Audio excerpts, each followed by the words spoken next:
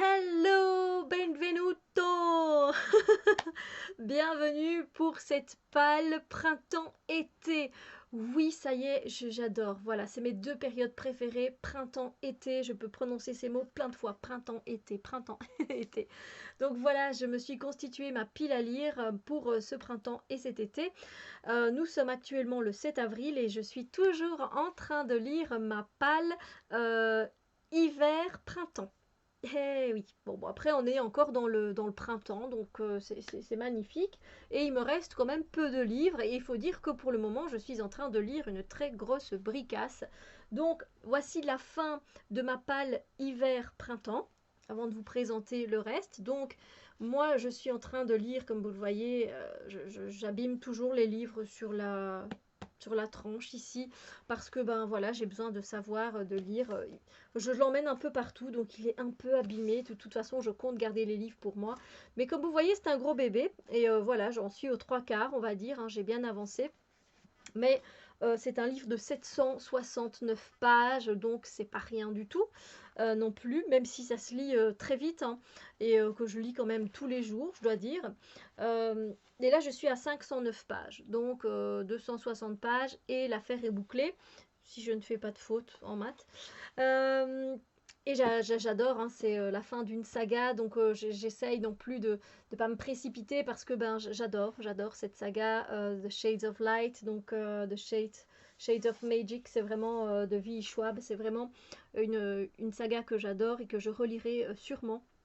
Donc je viendrai vous en parler de toute façon quand j'aurai fini de lire cette bricasse. Et puis ben, il me reste donc pour cette palle de l'hiver, printemps, il me reste, voilà, vous savez bien que j'aime casser les gros bébés avec un tout petit livre, donc j'en serai à pardon, Calendar Girl, le mois de juillet. Donc on pourra dire que j'aurai lu du coup la moitié, parce qu'il y a 12 livres, hein, pour cette saga. Donc d'Audrey Carlan, que je me suis casée. Et puis je terminerai encore une saga, et là je suis aussi contente de moi. C'est le pensionnat de Mademoiselle Géraldine, Artifice et Arbalète de Gail Carriger aux éditions Le Livre de Poche. Et là aussi, je crois que j'ai lu à chaque fois un livre par an parce que j'adore tellement et les personnages me laissent tellement un bon souvenir que je n'oublie pas. Et quand je me replonge dedans, c'est un vrai délice, et c'est une saga que je vais garder aussi parce que perfetto. Donc voilà, je pense que du coup, une fois que j'aurai terminé quand même ça, je sais que ces deux-là iront assez vite. Et du coup, je vais quand même vous présenter ma palle parce que j'avais envie de regarder, mais quel livre après tu vas... Voilà, il me restait plus que ça, là, près de mon lit. Je me dis, ben, j'ai envie déjà de constituer ma palle de printemps et d'été. Je me suis mis des petits livres, j'ai pas déconné. Et j'ai aussi quand même des bricasses, mais ça va. Donc voilà, en gros. Qu'est-ce que ça donne? Qu'est-ce que ça donne? Ça, j'avais vraiment envie de lire. C'est Mémoire d'une jeune guenon dérangée. Euh, le journal intime de Cléopâtre Wellington de Maureen Wingrove aux éditions Michel Lafon. En fait, j'ai vu sur... je ne vais pas revenir sur le nom de sa chaîne, mais voilà, sur une chaîne YouTube de BookTube, j'ai vu que ça avait vraiment, c'est un tome 1, ça avait vraiment fait rire, hein, c'est du jeunesse contemporain, ça avait vraiment fait rire, mais à mourir de rire, la fille qui tient cette chaîne. Et du coup, ben moi, quand on me parle de rire, voilà, ça m'a tenté. Et déjà la couverture, ben voilà, ça fait déjà sourire. Donc voilà, j'ai hâte. Donc en gros, on se retrouve avec Cléopâtre qui a trois chats, des parents divorcés, une petite sœur givrée, fan de phoques, une pilosité plus proche de celle du singe que de l'être humain et qui doit supporter quotidiennement maintes humiliations et insultes, assénées par Clément, le plus sadique et néanmoins plus beau mec du collège. Heureusement, évidemment, elle a sa best friend Chloé pour lui faire oublier ses drames existentiels. Et donc voilà, ça a l'air ça a l'air sympa à lire, ça a l'air facile à lire. Voilà, c'est du jeunesse. Et si c'est marrant, ben j'ai hâte du coup de me procurer le tome 2. Enfin, j'en sais rien, on verra. Mais voilà, j'avais envie d'un truc frais parce que quand je terminerai en fait ma palle d'hiver, je serai ici plutôt dans du steampunk. Donc voilà, j'avais envie de trancher et d'aller dans un autre style. Donc ça me semblait plutôt pas mal. On verra ce que ça donne. J'espère que c'est bien parce que les livres qui font rire, ben, finalement, moi j'en ai très peu. Donc si vous en avez à me conseiller, n'hésitez pas, mais qui font vraiment rire. Alors moi j'ai lu des livres de Gilles Le Gardinier qui m'ont bien fait rire. Après maintenant je trouve qu'il est parti plus sur du dramatique et de l'aventure. Donc voilà, ça me plaît un peu moins. J'ai beaucoup rigolé aussi avec David Saphir, qui est un auteur allemand, je pense, si je dis pas de bêtises, avec lequel j'ai énormément rigolé. D'ailleurs, je regarde en l'air parce que je vois ma bibliothèque. J'ai gardé ses livres parce que ben, je me suis pris mais, des tranches de fou rire avec ça. Mais sinon, voilà, c'est vraiment les deux auteurs qui m'ont vraiment mais fait éclater. Je rigolais, littéralement, je rigolais. J'ai bien rigolé aussi avec certains livres de Sophie Kinsella, La Croix du Shopping. Et puis il y en a un, le titre c'est Apocalyptique et je ne sais plus, c'est une auteure française. Et là aussi c'était des bonnes barres de rire. Si vous en avez qui vous ont fait rire aux éclats, si vous ont fait rire, ben dites-le moi parce que franchement ça m'intéresse. Alors ensuite, j'ai mis le premier tome du Sorceleur parce que ben, j'ai vu la série et j'étais trop attirée pour lire tous les livres. Il y en a plein. Donc on va voir ce que ça donne. Je sais que c'est pas fait de la même façon que ici le premier, c'est plus un, pas dire un recueil de nouvelles, mais on rentre pas directement dans l'histoire de Gérald, j'ai oublié comment on dit, euh, qui est un mutant en fait, qui est devenu aussi un assassin. Et en fait, lui, il tue les ogres, les ghouls, les vampires. Puis il y a des magiciens dans cette histoire. Et donc Geralt, lui, c'est entre un guerrier et un mage, on va dire, parce qu'il a quand même certains pouvoirs. Et on l'appelle, voilà, c'est un sorceleur. Il a pas mal d'aventures. Il va rencontrer des gens tout au long de son chemin. Il va y avoir une quête. Et voilà, ça me donne vraiment envie. Donc c'est de Andrei Sapkowski, si je prononce bien, aucune idée. Et c'est aux éditions Brajlon. Donc j'ai hâte de commencer cette saga parce que je me dis que j'en aurais terminé deux et que j'avais bien raison de me mettre un début de saga. J'arrête pas de parler. Respire, Steph. Ensuite, je me suis mis, après, voilà, comme je me suis dit, bon, on va être dans un monde assez fantastique, j'aime beaucoup, mais j'ai envie d'un peu de douceur. Et celui-là, je le voyais placé partout, la pâtisserie Bliss, et apparemment, de Kay Littlewood aux éditions PKJ. Et apparemment, bah, ça a l'air vraiment super sympa. En fait, on va se retrouver avec une pâtisserie qui a un secret très ancien, qui a un livre en fait de recettes magiques. Et donc, à un moment donné, il y a Rose, ses frères et sa sœur se retrouvent seuls à tenir la boutique et ils commencent un peu à lancer des recettes, mais elles sont un peu spéciales. Et du coup, ben, ça va donner à la ville un aspect de maison de fou parce que les recettes sont enchantées.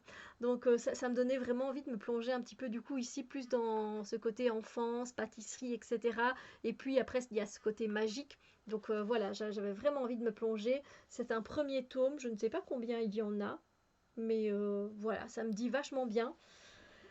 Après ce passage en enfance, ben choisi,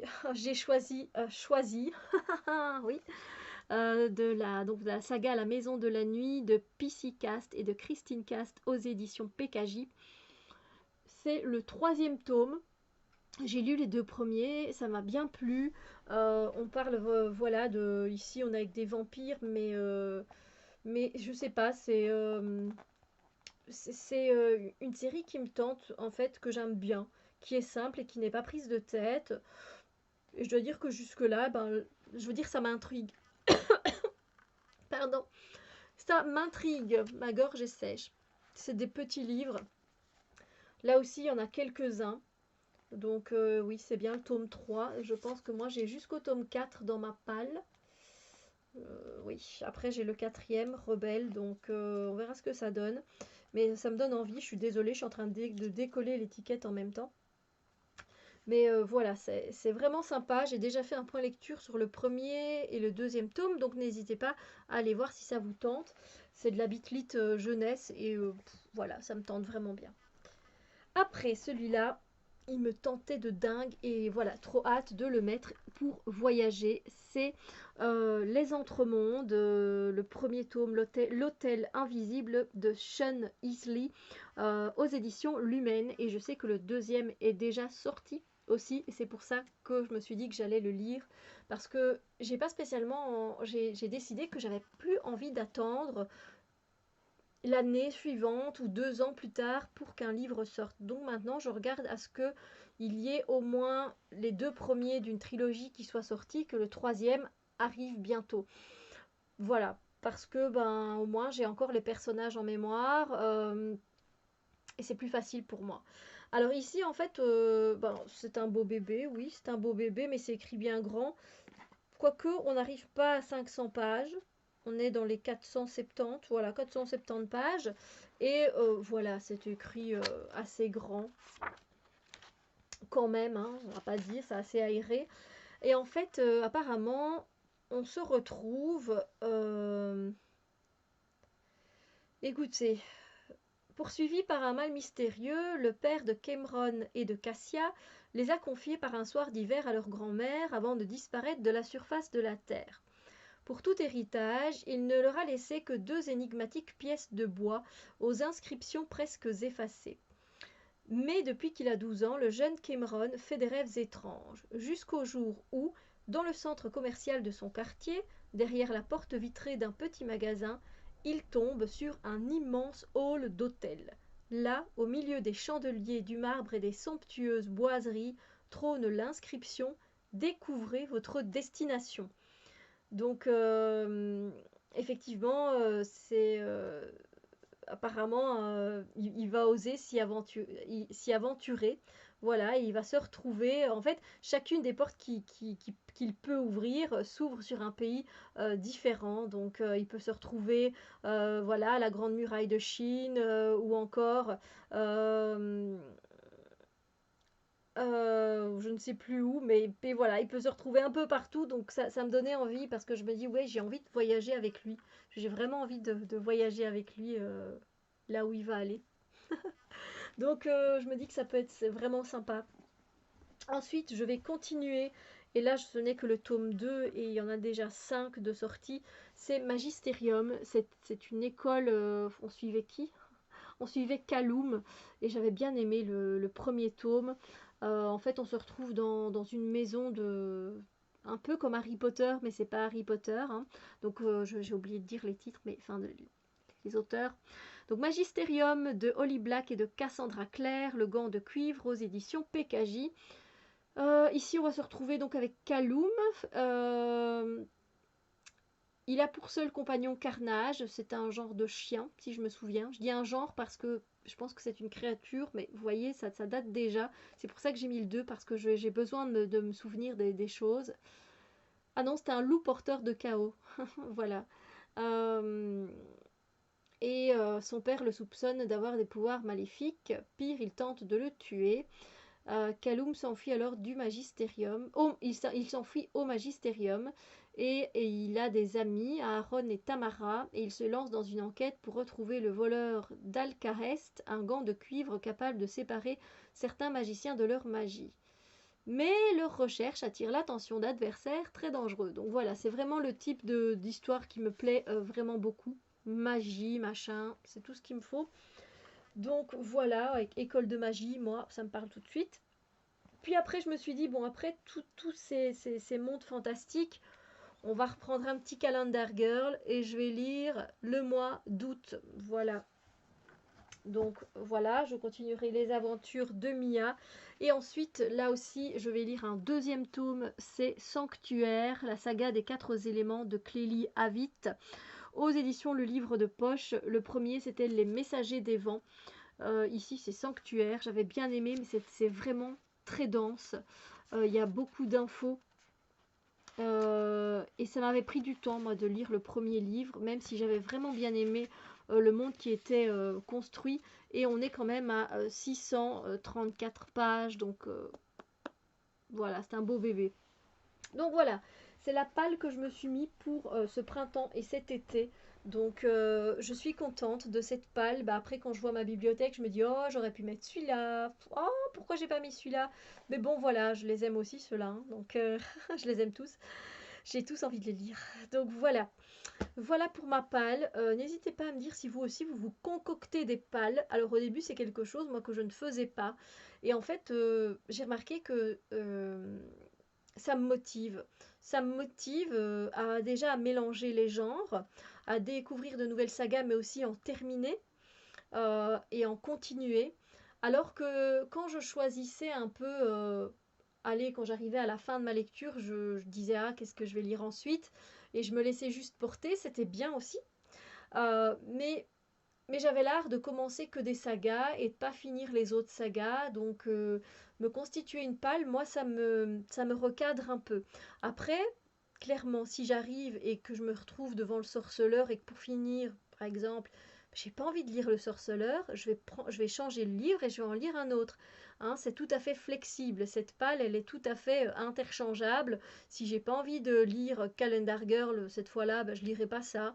Je ne suis pas là pour me forcer une pile à lire. Pour moi, c'est pas pour me forcer, mais c'est plus pour me recadrer. Parce que voilà, comme je vous dis, j'ai tendance à commencer des choses et puis à pas les continuer. Alors que j'ai remarqué que me constituer une palle de saison sur 2 saisons, ben, ça m'aide à continuer des sagas, à en terminer. Et ça, c'est génial, quoi. Du coup, c'est bien. Voilà, donc je ne sais pas vous comment vous procédez, donc dites-moi si vous faites aussi vous des piles à lire, quelle est votre lecture en cours du moment, et si vous avez déjà un œil sur votre lecture prochaine. N'hésitez pas à tout me dire en commentaire, moi j'adore les livres, je suis trop fan. Sur ce, ben, je vais vous laisser là. J'espère que ça a pu vous donner des idées peut-être de lecture. Et puis moi je vous souhaite bien effectivement une très belle journée et de belles vibes sur vos cœurs, que tout se passe bien et à très bientôt pour d'autres vidéos. Bisous lumineux.